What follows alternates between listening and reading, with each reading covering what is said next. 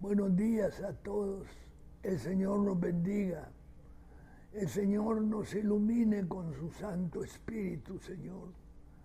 Y que su palabra quede en nosotros para que podamos entenderla, Señor.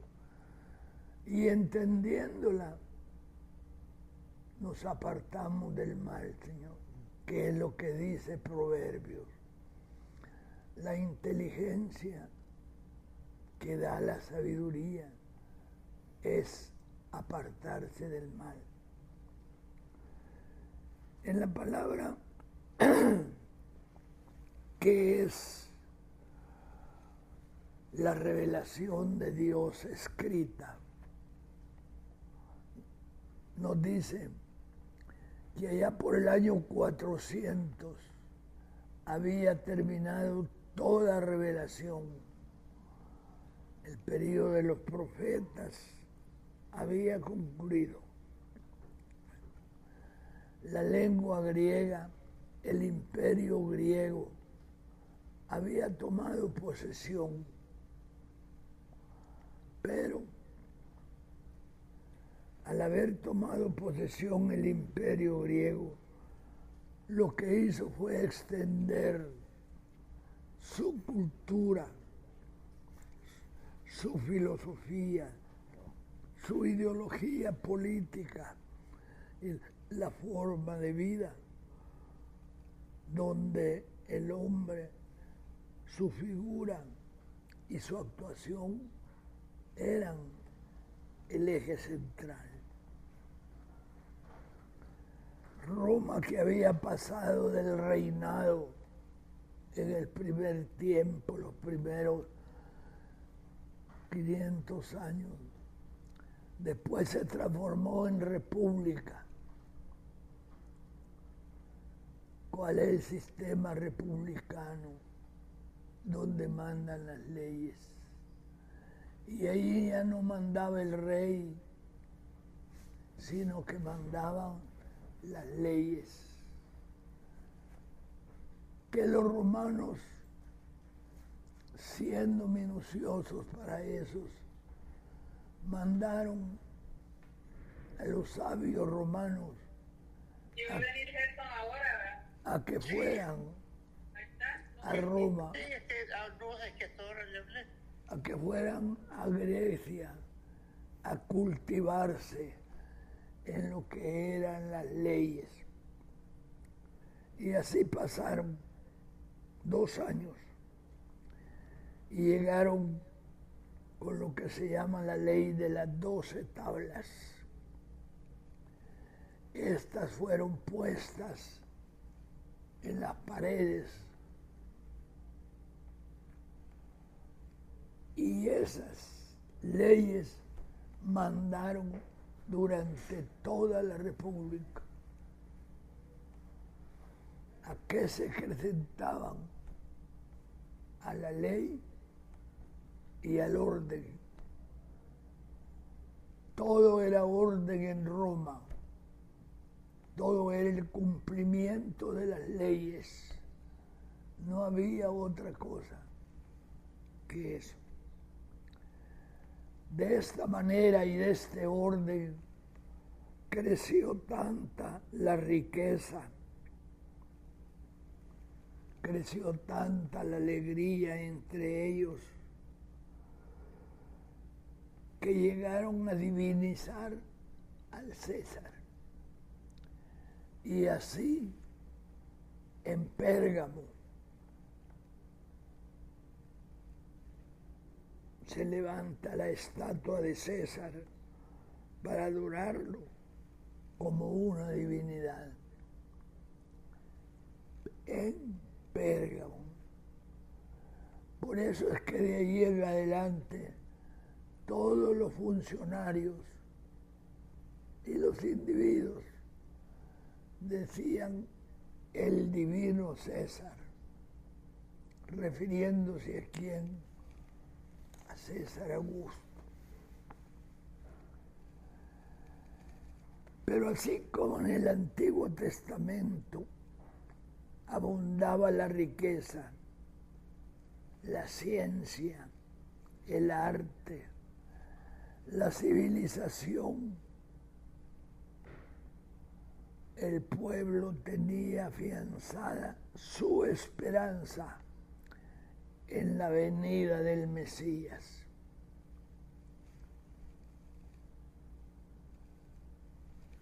No había abandonado esa idea, estaba como parte de su fe. El testimonio lo da Isaías en su palabra. Porque un niño nos es nacido y se llamará su nombre admirable, consejero, Dios fuerte, Padre eterno, príncipe de paz.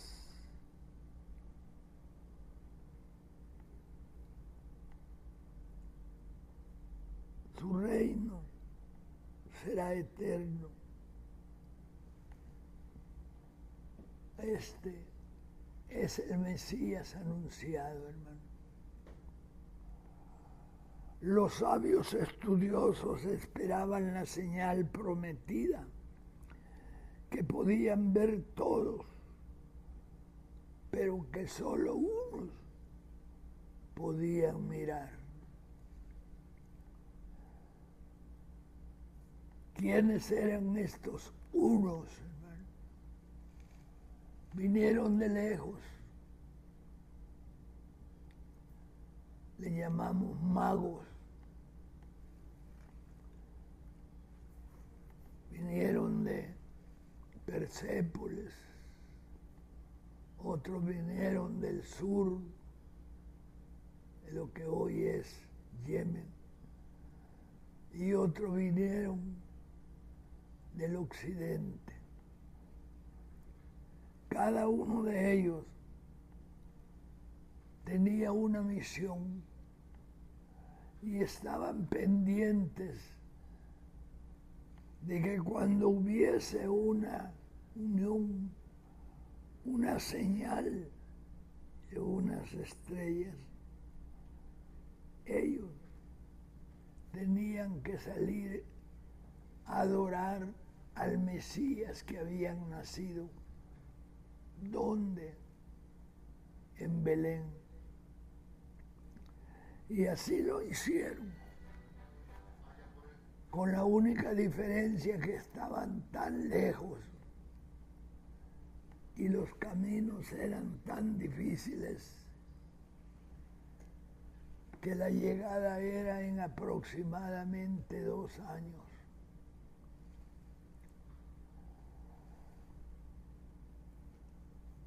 Por eso es que vinieron de Oriente a Jerusalén, diciendo, ¿dónde está el rey de los judíos que ha nacido? Porque una estrella hemos visto en el oriente y venimos a adorar. Esto está en Mateo 2, del 1 al 2. Los sabios estudiosos esperaban la señal prometida que podían ver todos, pero que solo unos pocos podían mirar. Vinieron del oriente a Jerusalén unos magos diciendo, ¿dónde está el rey de los judíos que ha nacido? Porque su estrella hemos visto en el oriente y venimos a adorarle. Uno de ellos era Simeón el Justo. Lo cita Lucas en los versículos del 25 al 32. Este hombre justo, piadoso, esperaba la consolación de Israel. Le había sido revelado que no moría.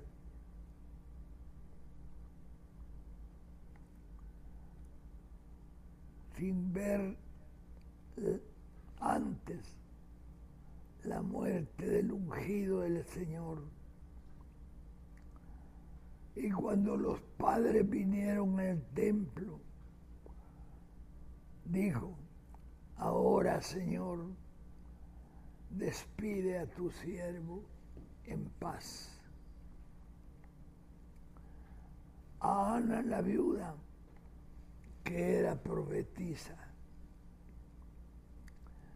era viuda hacía 84 años y no se apartaba del templo, sirviendo día y noche.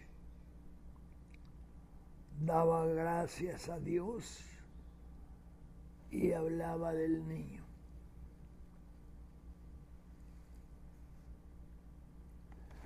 El regalo más grande para la humanidad es que Cristo nos revela al Padre. Él lo ha dado a conocer. Así dice Juan 1:18. Él nos vino a sacar de la esclavitud del pecado, de ese camino que solo conduce a la muerte espiritual.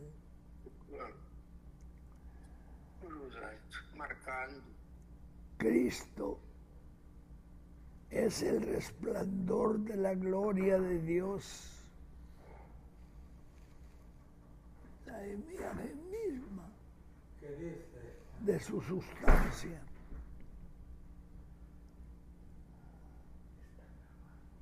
Cristo es la vida eterna, es la verdad. Él, por Él y en Él son todas las cosas. Él es el camino, el modelo, el maestro para llegar al Padre, al reino de los cielos. La vida eterna es el conocimiento de Cristo. Juan 14:16. En Cristo son todas las cosas. Él es el camino. Él es el modelo. Él es el maestro para llegar al Padre, al reino de los cielos. La vida eterna es el conocimiento de Cristo. Y este conocimiento lo obtenemos siendo sus hijos, naciendo de nuevo en su espíritu como hijo de Dios, que recibimos al nacer de nuevo, fruto del Espíritu Santo, es el amor de Cristo. Quien no ama, dice la palabra, no ha conocido a Cristo. Y los que amamos a Cristo no pecamos. ¿Por qué? Porque solo peca el que no ama a Cristo. Dios es amor. Sin ese amor, de nada sirve. Y así lo dice Corintios. ¿De qué me sirve hablar miles de lenguas extranjeras? ¿De qué me sirve que reparta todas mis bienes ¿De qué me sirve hablar lenguas angelicales? ¿De qué me sirve si yo reparto mis bienes? ¿De qué me sirve si no tengo amor? Si predico día y noche, si aprendo de memoria las escrituras, si tengo la fe que traslado un monte de un lado a otro, si reparto todos mis bienes entre los pobres, ¿de qué me sirve si no tengo amor? ¿Cuál es entonces esa ley del amor?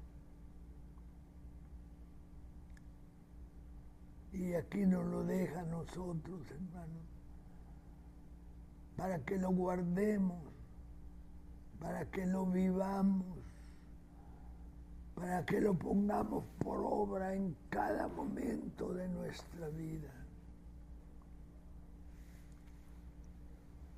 ¿Qué es el amor de Cristo? Primero, amad a vuestros enemigos. ¿Será tan sencillo? Si tenemos a Cristo en nuestro corazón, sí es sencillo. Pero si no tenemos a Cristo en nuestro corazón, es un clavo en nosotros, Señor. Es una carga que pesa y que no la podemos sacar. La segunda norma, bendecid a los que os maldicen. La ley del Espíritu. Esas son las cargas que en el ayuno debemos botarlas. Debemos decirle al Señor, yo perdono, y hacer bien por bien. Debemos hacer bien a los que nos aborrecen.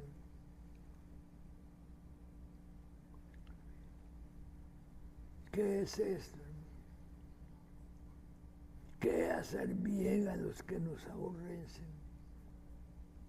Es perdonar. Pero ¿dónde viene el perdonar? De mí interior. Ahí es donde está el perdonar. No voy a buscar que el otro me perdone. Soy yo el que voy a perdonar. Orad por los que os ultrajan o persiguen.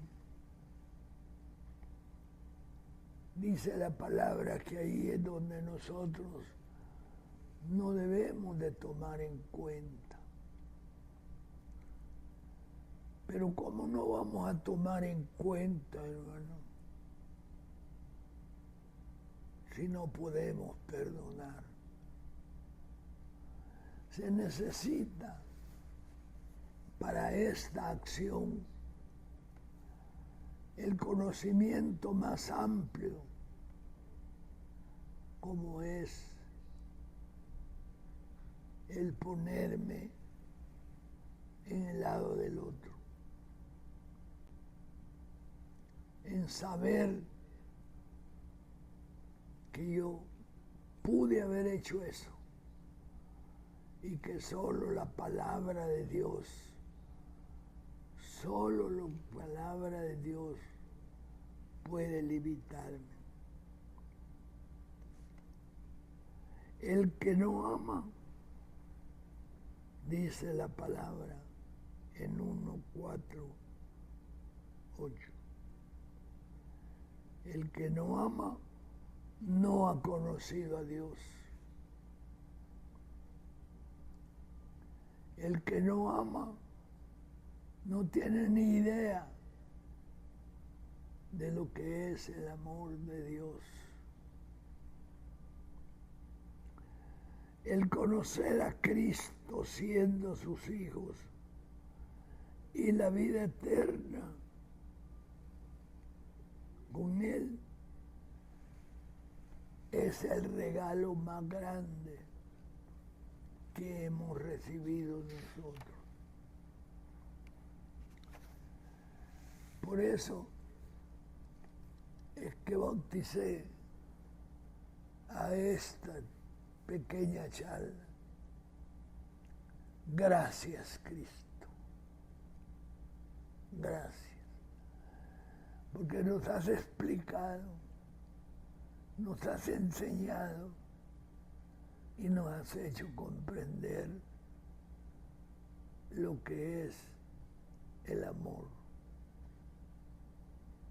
Ese amor que es el reflejo de Cristo, que es la ley de la vida, que es la ley del amor, sin la cual no podríamos vivir en paz, no podríamos tener momentos de felicidad.